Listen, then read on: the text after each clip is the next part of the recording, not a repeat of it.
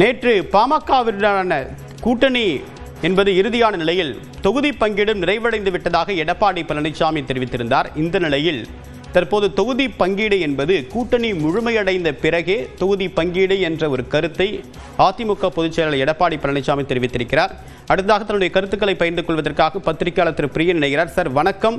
வணக்கம். ஒரு மாதத்திற்கு முன்னதாக அமித்ஷாவை சந்தித்த ஓபிஎஸ் அரசியல் நிலவரம் குறித்து பேசினதா சொல்றாரு.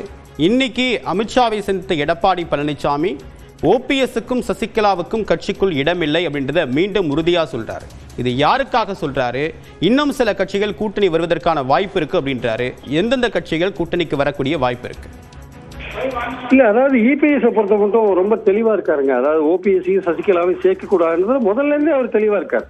அதை இவங்க புரிஞ்சுக்காம மறுபடியும் பாஜக மூலமாக பிரஷர் கொடுக்கறது போன்ற விஷயங்கள்லாம் பண்ணியிருந்ததை நம்ம பார்த்தோம். நம்ம அதனால இபிஎஸ் அவருடைய ஸ்டாண்ட்ல கரெக்டா இருக்காரு. இவங்க தான் இவங்களுடைய மாற்று வழியை இவங்க தான் கண்டுபிடிச்சிக்கணும். இவங்களுடைய அரசியல் இருப்பை எப்படி அமைச்சுக்கணும், அரசியல் எதிர்காலத்தை எப்படி அமைச்சுக்கணும்னு ஓபிஎஸும் சசிகலாவும் தான் வழியை கண்டுபிடிக்கணுமே தவிர இபிஎஸ் தங்களை அதிமுக இணைப்பார் அப்படின்ற நம்பிக்கையில் இருக்கிறது அது சரியான ஒரு அணுகுமுறை கிடையாது. அரசியல்ல ஒரு கண்டிப்பான ஒரு முடிவை இபிஎஸ் எடுத்திருக்காரு.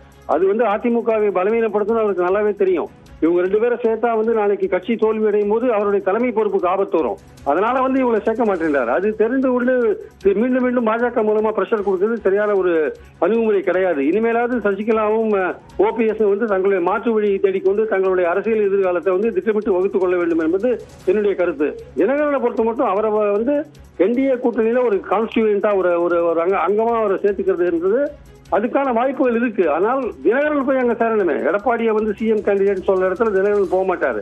அவர் சமீபத்தில் பேசும்போது எதிரியோ துரோகியோ யாரா இருந்தாலுமே தேர்தல் நேரத்தில் பார்க்க முடியாதுன்னு. துரோகின்றது எடப்பாடி பழனிசாமி, எதிரின்றது திமுக. ரெண்டுத்தையும் பார்க்க முடியாது. அதே பேட்டியில் அவர் என்ன சொல்றாரு, கடவுள் பேர்லையும் மதத்தின் பேர்லையும் தமிழ்நாட்டில் அரசியல் பண்ண முடியாதுன்னு சேர்ந்து சொல்றாரு தினகரன். அவருடைய மனசுல தாவேகா கதவை அவர் தட்டிட்டு இருக்காருன்றதான் என்னுடைய கருத்து. ஆக்சுவலா அவர் எடப்பாடி பலம் பெறுவதை எந்த விதத்திலும் தினகரன் விரும்ப மாட்டார் என்பது என்னுடைய கருத்து.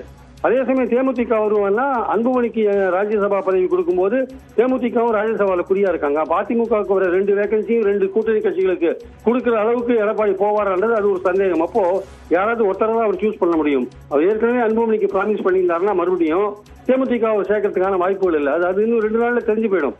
தேமுதிகவும் எல்லா கதையும் தட்டின்னு இருக்காங்க. திமுக கதையும் தட்டுறாங்க, தாவேகா கதையும் தட்டுறாங்க, அதிமுக கதையும் தட்டின்னு இருக்காங்க. இது எல்லாத்துக்கும் ஒரு மருந்து என்னன்னா அமித்ஷா பிரஷர் கொடுத்தா எல்லாம் சரியாயிடுன்னு நினைக்கிறாங்க. பட் அமித்ஷா பிரஷர் கொடுத்தாலே இபிஎஸ் அதுக்கு ஒத்துக்கலன்றதுதான் இன்னைக்கு நம்ம சசிகலாவுக்கும் ஓபிஎஸ்க்கும் நோ சொல்லி இருக்கிறதுல நம்ம புரிஞ்சுக்கிறோம் நம்ம ஆக்சுவலா. இனிமே அவங்க தான் அவங்களுடைய எதிர்காலத்தை பத்தி முடிவு செய்ய வேண்டிய கட்டாயம் இருக்கு. ஓபிஎஸ் பொறுத்த மட்டும் அவர் திமுகவுடைய பேச்சுவார்த்தைகள்ல கிட்டத்தட்ட ஒரு முன்னேற்றம் அடைஞ்சு அதுல போய் அந்த கூட்டணி அமைக்கிறதுக்கான வாய்ப்புகள் நிறையவே இருக்கிறத நான் பாக்கிறேன். உங்களுடைய விரிவான கருத்துக்களுக்கு மிக்க நன்றி திரு பிரியன்.